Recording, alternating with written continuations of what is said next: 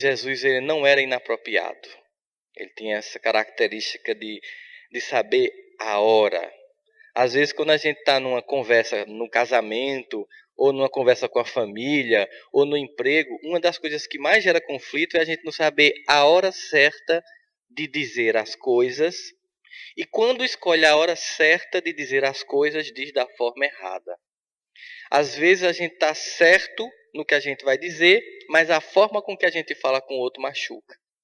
E uma das características da mensagem de Jesus, sendo ele aquele mensageiro, é exatamente a simplicidade e a doçura que ele tinha. Por isso que chama sempre a atenção todos quantos falem dessa mensagem sendo pessoas doces. E é por isso que eu acho que essa visita do Papa Francisco no Brasil tem gerado tantas emoções nas pessoas, porque ele representa, né, de certa forma, um Papa doce. Nós tivemos um Papa anterior muito austero, mas um homem muito justo, que foi o Joseph Ratzinger Bento XVI. Né? Eu até fiz um artigo que o título é O Papa é Pop, depois vocês leiam para vocês concluírem se ele é ou não pop.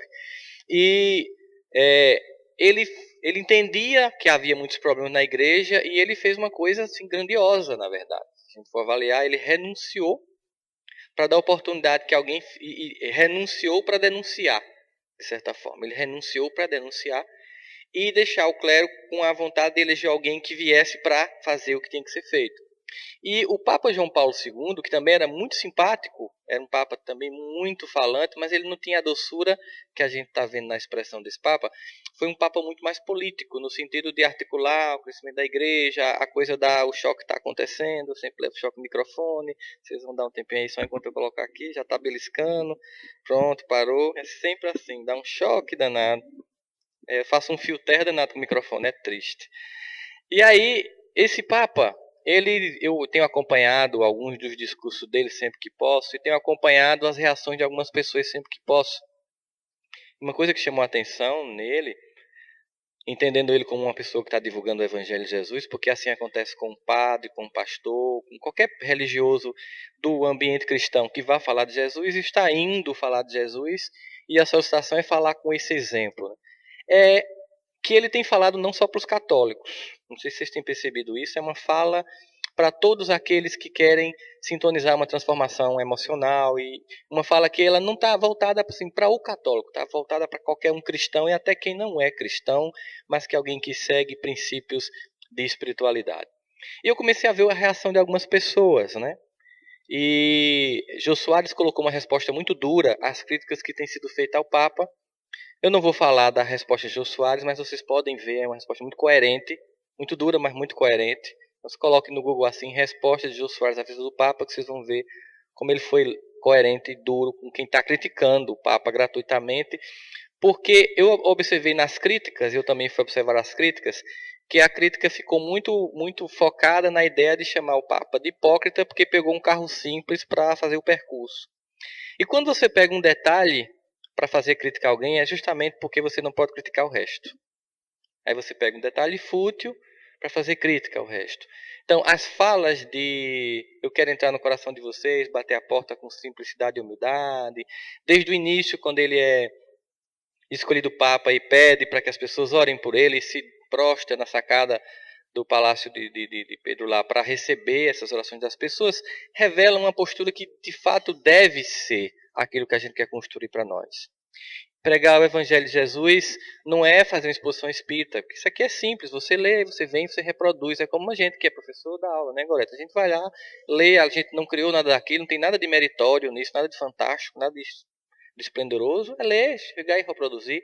Mas mais importante do que esse evento, pura e simplesmente, é que as nossas vidas pessoais, aonde quer que estejamos, seja um testemunho de que aquilo que nós abraçamos em princípio como agente transformador da nossa vida, qualquer que seja a proposta de religiosidade que nós tenhamos, que as pessoas possam identificar em nós que existe um mínimo de reciprocidade entre o discurso e a prática.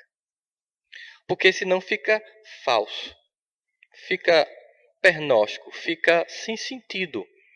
Sempre que você sente o mínimo de reciprocidade, ou seja, que há uma coerência guardada entre aquilo que se pronuncia e aquilo que o indivíduo faz, você começa a ver que então ele está conseguindo. Então, primeiro, não é uma coisa mágica que só ele pode conseguir, qualquer um pode conseguir, então eu posso conseguir também. De forma que, eu já disse aqui e vou dizer novamente, geralmente os maiores exemplos no campo da espiritualidade no mundo, independente das religiões, não é dos grandes oradores, mas é dos grandes práticos. Se a gente for imaginar assim, qual é o grande exemplo do mundo católico do passado e do presente, do passado recente? Francisco de Assis não foi um grande teólogo e orador, mas foi um prático. Nós temos Madre Teresa de Calcutá e Irmã Dulce, que foram práticos, né? Zilda Arnes, que morreu no terremoto do Haiti, que foi uma mulher prática. Nós temos também, e que era um teólogo também muito forte, mas era um homem sobretudo prático, que foi isso que marcou a vida dele, que foi o arcebispo de Olinda e Recife, D. Helder Câmara. Nós temos Chico Xavier, né, que não foi o maior expositor espírita, mas foi aquele que mais vivenciou na prática vida dele doutrina espírita, de forma que eu lembro de um amigo evangélico que disse que na noite em que se comunicou o desencarne de Chico, ele estava numa igreja e o pastor dessa igreja particularmente fez um comentário dizendo que, embora eu discordasse da forma como esse homem via o mundo, hoje morre um grande homem, um grande seguidor de Jesus. Olha o que é. É a capacidade de você transcender as pequenas diferenças que nós temos e são pequenas, e conseguir enxergar no outro, que vivencia um princípio de religiosidade diferente do meu, mas independente disso, enxergar as virtudes que ele tem. E não querer afirmar a minha fé na negação de tudo que o outro é, pegando uma pequena coisa para criticar. Obviamente que a gente sabe que mesmo esses que criticam e que fazem parte de algum grupamento religioso específico, eles não representam todo o grupamento religioso. Porque as pessoas elas têm capacidade de pensar e agir diferente. Então, eu estava conversando com uma pessoa hoje que foi me procurar e depois eu perguntei como é que ela chegou até mim. Não, eu fui a uma reunião no Centro Espírita. Aí disse, mas você não é evangélica? Não, mas eu vou quando você fala. Só não gosto quando você fala de reencarnação. Eu discordo. Muita gente me diz isso depois. Eu gosto dos pais, mas quando você fala de reencarnação, não tem graça. Tá? Bem, mas né, é um princípio que para mim é importante para explicar a justiça divina, mas a gente não vai obrigar ninguém a acreditar, porque no fundo nós sabemos que a crença na reencarnação ou não é determinante para a evolução da alma. É a conduta que nós vamos ter na nossa vida. Se você acha que vai ou vem e volta e conversa, isso é um detalhe. Se você acha que já está salvo por antecipação pela graça, conforme Paulo diz, também é um detalhe. Se você acha que você pode também interceder por Nossa Senhora, isso também é um detalhe, porque nenhuma dessas coisas vai fazer por nós aquilo que nós temos que fazer no cotidiano da nossa vida. Vivenciar o Evangelho de Jesus nos ambientes mais simples. Nos lugares mais simples, que são os lugares do cotidiano. Vivenciar o Evangelho de Jesus no centro, no culto evangélico, na missa, é fácil. Chamar os outros de irmãos nesse pequeno momento de uma hora em que a gente vem se preparando para receber esse imenso amor que ele distribui todo dia, mas que a gente às vezes acha infantilmente que ele só vai dar aqui, né? A gente também não vai negar que nos ambientes religiosos que a gente tem uma banda larga, né? GVT. Se bem que a GVT também não está muito essas coisas, não. Mas, e que a nossa é meio que de escada, digamos assim. Mas está sempre lá. O problema na relação com Jesus não é do que vem de lá para cá, é do que vai daqui para lá. O que vem de lá para cá é sempre muito grandioso, sempre muito venturoso, sempre muito luminoso, mas nem sempre há em mim a reciprocidade da devolução desse amor. E às vezes nós vamos para os ambientes religiosos, é importante essas vindas, esses encontros, para que a gente venha num ambiente em que a gente sinta mais vivamente isso no grupo. Mas que a gente saia daqui entendendo que aquilo que nós vivenciamos aqui só vai ter sentido se a gente conseguir reproduzir lá fora. Com aqueles ambientes difíceis de trabalho, que a gente sabe que é, de concorrência. E é uma coisa de ir de pregar o evangelho a toda criatura e entender esse pregar o evangelho como vivencia em você, mostra em você, para que o outro, sem que você nem abra a boca, se pergunte o que você tem. Né? Como é que você consegue? Aí você consegue entender. Eu lembro de uma música, que é uma música evangélica interessante, que diz assim: Essa paz que sinto em minha alma não é porque tudo me vai bem. Essa paz que eu sinto em minha alma é porque eu vivo o meu Senhor. Então é aquela ideia. É a adesão e a vivência e depois a conversão à mensagem de Jesus não é garantia de uma vida fácil. Às vezes, muito pelo contrário, vence os desafios. Mas acontece, e Davi vai dizer isso no Salmo 23, que mesmo em toda a hostilidade que o mundo possa oferecer, poderemos tudo naquele que nos fortalece. Nós vamos poder suportar qualquer coisa. E esse suportar com dignidade e decência as coisas da vida já é um exemplo de pregar o Evangelho. Porque nós, muitas vezes, somos reclamadores compulsivos.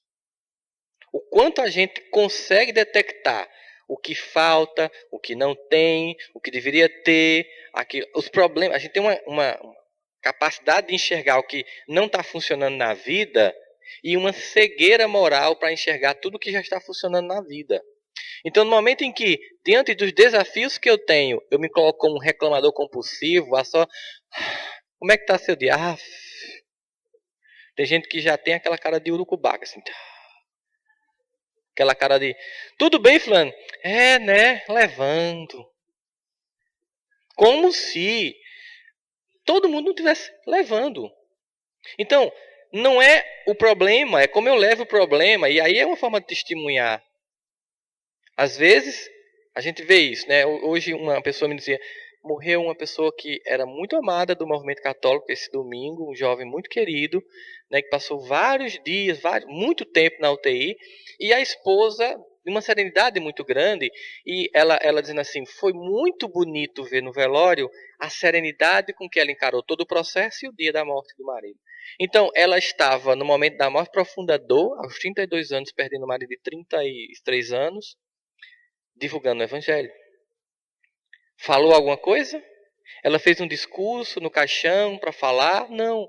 Ela teve uma atitude de serenidade, porque suportando tudo naquele que nos fortalece, nós podemos entender que divulgar o Evangelho de Jesus é a atitude da simplicidade, é a atitude da aceitação, é a atitude não do passivismo, não é para ser passivo, mas para ser pacífico, no sentido de entender as coisas, aceitar e mudar o que é possível.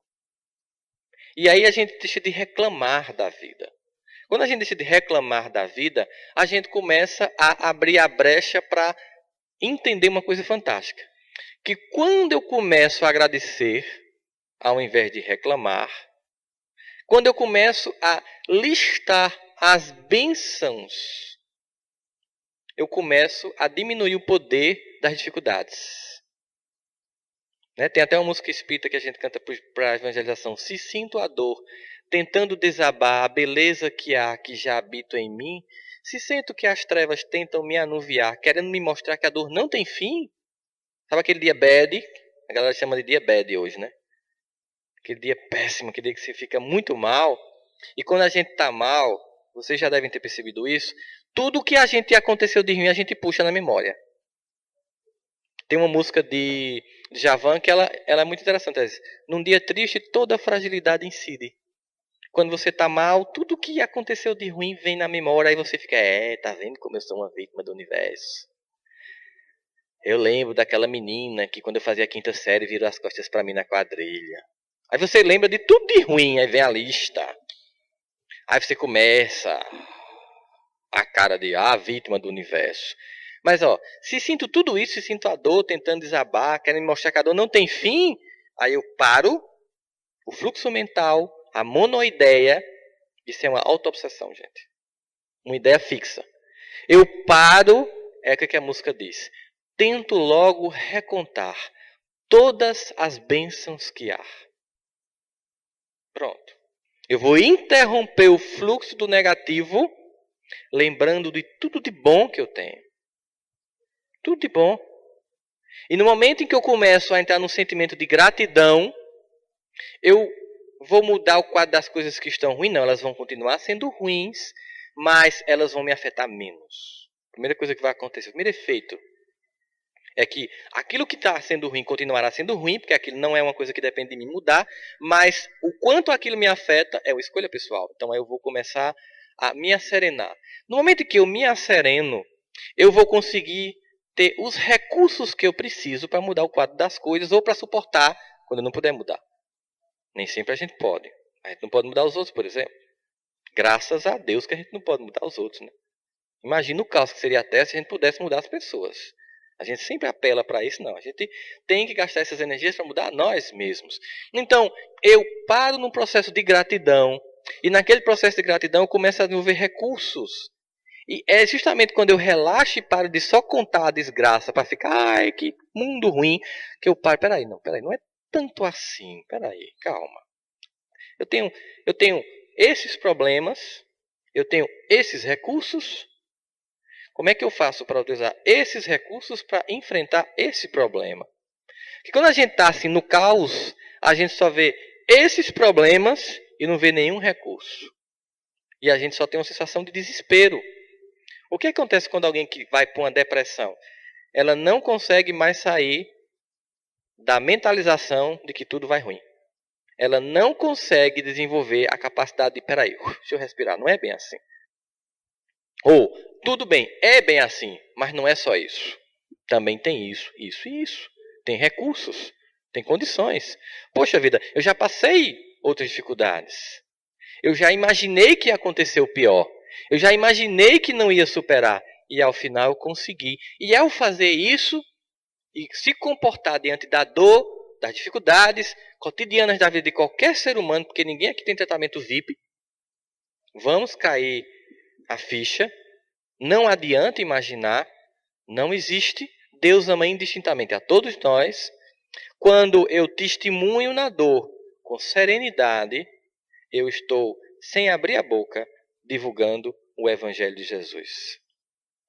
Quando eu suporto pessoas difíceis, porque eu começo a amadurecer e ao invés de me trocar no universo em que ela ganha, imagine você tem um companheiro de trabalho que é ruim, uma pessoa má, uma pessoa que ainda não evoluiu moralmente, ela é má. E ela lhe faz o mal. Mas você não é mal como ela, mas você se sente atingido pelo mal que ela lhe faz. Pode ser uma pessoa da família, enfim. Se você for se trocar com ela, o que é que vai acontecer? Você vai tentar combatê-lo no ambiente em que ela é doutor. Quem vai ganhar? Ela vai ganhar de você muito. Porque ela é ruim. Se você tentar ser ruim, dançou, porque você é meio ruim. Porque até para ser ruim tem que ser bom. Não é verdade? Você tem que ser ruim com muita competência. A gente já, graças a Deus, graças à misericórdia infinita de Deus, e essa mensagem amorosa de Jesus, a gente já começou a esquecer de ser ruim em alguns pontos. Não em todos. Então, nesses pontos que a gente esqueceu de ser ruim, que a gente não tem praticado o mal, a gente desandou no mal. Né? A gente deixou de ter experiência e know-how na ruindade. Então, se a gente tentar voltar a ser ruim naquele ponto, a gente vai perder. Porque aquele outro é doutor naquele ponto de ruindade. Então, nem tente. Então, se você vai para o universo dele, você perde. Aí ele machuca mais ainda. Aí você tá, peraí, calma, peraí. Pô, ele é ruim. Uma peste. Eu não consigo ver de forma diferente porque eu não sou evoluído. Deus ama ele, mas eu ainda não amo. Eu não consigo olhar para essa criatura e amar. Miserável, me fizesse isso. Um dia eu vou te amar, criatura, mas não agora. Mas Deus ama ele. Então, ele é filho de Deus, eu também sou. Agora, ele está numa condição de compreensão da verdade diferente da minha. Se eu for olhar o mundo através da lente dele, eu vou entrar nesse buraco. Peraí. Não. Ele não sabe o que faz. Foi isso que fez Jesus não se magoar no Gólgota depois de ser crucificado, porque o recebeu com raminhos nos dias anteriores. Ele tem noção do que estão fazendo. Não tinha mágoa. Não tinha mágoa porque ele não se sentiu pessoalmente atingido. Parte da possibilidade do perdão é quando a gente começa a entender que não é pessoal. Se não fosse você que estivesse ali, aquela pessoa machucaria qualquer uma outra. Porque a boca fala daquilo que o coração está cheio. E se ela lhe machucou, e machucaria qualquer pessoa no seu lugar, se fosse Joana que estivesse ali na frente dela, ela machucaria Joana, significa dizer que o mal-estar é dela. e que você não deve comprar e levar para casa embrulhado na mágoa que dura os tempos. Não, ela é moralmente, naquele ponto, cega, como nós, outros, somos, em muitos outros pontos, cegos morais. E nesse momento, eu consigo olhar para aquela dificuldade, para aquela pessoa que me inferniza, e eu vou limitar o poder que ela tem de me atingir. Ela não vai ficar boa do dia para a noite, ela não vai ficar ética, ela não vai deixar de tentar me sacanear no meu ambiente de trabalho, mas eu não vou mais me trocar. Eu vou me poupar, porque aí eu vou diminuir o quanto ela me atinge. Eu não posso anular definitivamente o quanto a pessoa pode me atingir, mas eu posso determinar o quanto eu me sinto atingido por aquela pessoa. E aí, no momento em que, diante do escárnio, diante de alguém que tenta me destruir, que tenta me desmoralizar, e eu reajo com paciência e oração, eu estou testemunhando e divulgando a mensagem de Jesus sem abrir a boca. E quando eu faço a prece, aí eu consigo algo fantástico. Quando eu começo a entrar em processo de oração, eu começo a conversar com a alma imortal daquele que me atinge, no nível do inconsciente espiritual dele. Algo que jamais seria possível num diálogo. Fulano, vem cá, por que tu não gosta de mim? Nem pense que tem gente que tem espaço para isso. Às vezes, até para você ser verdadeiro, você tem que saber se tem espaço, não você se ferra mais ainda. Tem empresas que dizem assim, aqui nós priorizamos a verdade. Vai ser verdadeiro para ver se tu fica? Não é no discurso, lá está na missão dessa empresa. Bonito. Vamos ver o que está por trás da placa? As relações cotidianas. Então, até esse momento em que eu penso assim, não, eu não vou me comunicar com ele aqui, porque a comunicação com ele aqui não flui. Eu vou me comunicar com ele aqui, no ambiente em que eu chamo um intermediário. Eu vou chamar um negociador de conflitos. Ele não é uma pessoa que tem formação em administração de empresas, nem um MBA na FGV ou na Harvard. Mesmo assim, ele é o melhor mediador de conflitos que existe, Jesus. Chamar Jesus para mediar o seu conflito com qualquer criatura é aquele que entende e ama aos dois e vai agir sim com completa imparcialidade e que no fim e ao cabo de tudo quer, espera, torce, conclama e nos inspira a concórdia. Sem querer saber quem tem razão, mas querer a paz. Porque às vezes, num conflito, é preferível ter a humildade grandiosa de dizer tudo bem, a culpa é minha, mesmo que não seja, para que você tenha a paz e não a razão. Porque nesse momento, sem abrir a boca, a gente está divulgando a mensagem de Jesus. Sem precisar de discursos, sem precisar de apresentar uma religião, sem precisar tentar converter ninguém, sem precisar de proselitismo, enfim, sem se preocupar em convencer ninguém, apenas convencer a própria alma. Que quando Jesus diz que o reino dele está dentro de nós, não está falando de uma região geográfica, mas da construção de uma postura diferente, para que a gente possa entender que ao final de tudo, o chamamento de Jesus não é um chamamento de divulgar uma ideia. Minha ideia é interessante. Venham para cá e gostaram, agora fala dela. Não é isso. O que eu estou querendo mostrar é a coisa mais inteligente que existe. É a forma mais inteligente de se gerir e gerir a própria existência. Se você sentiu que isso é funcional em você, e se você se permitir, sinceramente, experimentar aquilo que eu proponho para a vida, se você sentir isso, eu queria que você me fizesse uma caridade. Qual é, Jesus? Diga isso a todas as outras criaturas. Leve isso a todas as outras criaturas. Decore todos os versículos, todos os profetas, os salmos, todas as questões e respostas do livro dos Espíritos. Não é necessário. Embora estudar seja importante para evitar a incompreensão ou a alienação da mensagem, pela manipulação que muitos fazem. Mas mais do que isso, mais do que um simples decorar, mais do que uma simples apresentação de exposições de motivos, vivencie na sua vida cotidiana, no lugar mais difícil das experiências, todos os dias, sabe? De pegar uma fila de ônibus, de saber se gerir com decência, com comportamento de bondade e doçura no trânsito, de saber se comportar assim ao chegar e sair de um ambiente, de saber ouvir, de saber estar disposto a não querer ter sempre o discurso, ao invés de sempre dizer qual é a sua dor, perguntar qual é a do outro, ao invés de querer sempre ser escutado, também querer escutar. Pequenos e cotidianos gestos de uma alma mais doce vão gerando uma alma luminosa. Às vezes a gente sempre espera uma grande missão, uma coisa assim retumbante, é natural. A gente sempre pega o alvo muito grande e esquece que aquele ser que chegou àquele ponto de uma grande missão, ele começou com as experiências da simplicidade e construção cotidiana da doçura nas coisas mais simples. Os poucos poderes que nós temos, a gente utiliza feito uma criança. Tudo que nós recebemos são dons. Às vezes, veja a carência. Eu sou capaz de seduzir pessoas. Eu sou uma pessoa bela, bonita e seduzo. Aí eu fico feito uma criança, sempre seduzindo para experimentar meu poder, machucando criaturas, testando os limites da paciência divina, pensando que aquela casquinha não tem prazo de validade. E que se assim aprover a Deus, você perde toda a sua... para que você faça com que a sua alma seja luminosa. Tudo que nós temos é um poder. E esse poder deve ser utilizado para o bem. Se for utilizado apenas para os prazeres pessoais, e nesse processo ainda por cima machucarmos o coração dos outros, ai de nós.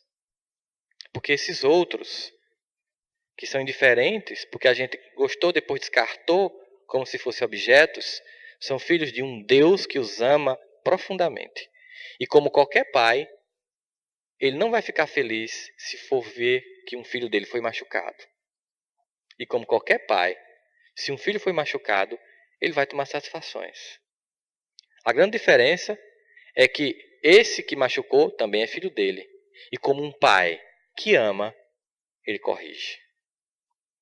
Porque ai do pai que não corrige o filho. Ai da mãe que não corrige o filho. Está criando um monstro.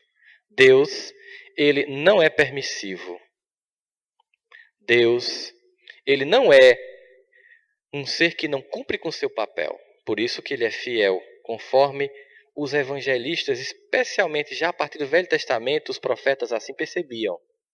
E por ser fiel, ele não oscila nem vacila no papel que cumpre de um orientador, de um pastor e de um pai. E como todo pai, corrige. Todas as formas de expressão humana, em todos os momentos, nos lugares inimagináveis, nós estamos sendo divulgadores da mensagem de Jesus ou contrários a essa mensagem, conforme for a nossa conduta. Veja que coisa interessante. As pessoas que não suportam ficar numa fila. O que faz com que uma pessoa não suporte ficar numa fila? Qual é o sentimento que está por trás? Eu sou melhor que todo mundo. Por que eu tenho que ficar numa fila? Vocês devem lembrar, a pessoa da minha geração aqui, de moral e cívica, deve lembrar que no passado não tinha fila. Vocês lembram que a gente chegava numa panificadora, numa mercearia, era um enxame de abelha. Eu, né? Banco também era coisa triste. Hoje é normal. Antigamente, furar fila era ser esperto. Hoje em dia é constrangedor quem fura fila. Porque a gente avançou nesse ponto. Quantos outros a gente pode avançar? Quantos pequenos gestos de educação que parece banal, mas que são o conjunto desses pequenos gestos que vão denotar uma criatura que está se renovando. Afinal, o que é que vai denotar que a gente está se renovando? É o discurso? Pô, o tempo do discurso passou. Passou faz tempo. Aliás, é o discurso que esgotou-se no Brasil que levou as pessoas às ruas. Passou. Qual é a evidência de que a gente está... Qual é a evidência que Jesus entrou no nosso coração? A evidência de que Jesus entrou no nosso coração é quando ele começou a sair através dos gestos.